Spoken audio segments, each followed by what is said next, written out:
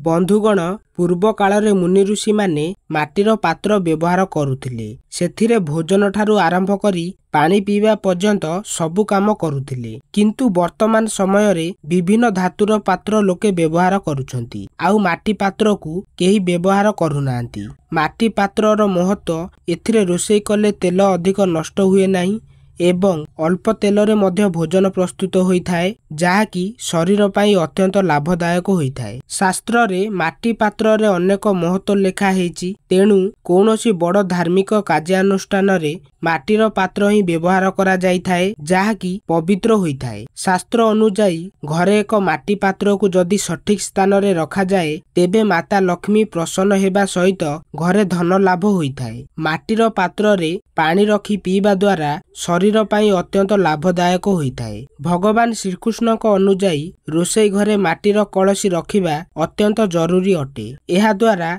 जल सहित पृथ्वी तत्वर मिलन होइथाए एवं घर को सुख शांति सहित सकारात्मक शक्ति आसीथाए। पश्चिम दिगरे जल पात्र रखिले धन संपत्ति वृद्धि होइथाए एवं दक्षिण दिगरे रखिले स्वास्थ्य समस्या देखा देइथाए एवं उत्तर दिगरे जल किंबा पानी टांकी रखिले सुख शांति वृद्धि होइथाए। घरे कलसी थिले ताहाकु जल भर्ती करी किंबा सेथिरे माटी भर्ती करी जल देबा उचित। एहा द्वारा माता लक्ष्मी को कृपा रही थाए एवं धन धान्य रे भरपूर होई जाए। वास्तुशास्त्र अनुजाई जेउ व्यक्ति को सबु बेले कोनोसी अजणा भय कष्ट देई थाए, सेमाने जलपूर्ण कलसी घरे रखिबा उचित। आपण कोनोसी नूतन कार्य आरंभ करिबाकु जाउथिले से स्थान रे एक माटीर पात्र निश्चय रखी दियंतु। एपरी करिबा द्वारा सेही कार्यटी सफल होइथाए। आजिर एही छोटिया वीडियो माध्यम रे आपण किछि शिखिबाकु पाइथिले वीडियो को गोटे लाइक करंतु, सांग साथी मानकु शेयर करंतु, चैनल को सब्सक्राइब करिकि जांतु।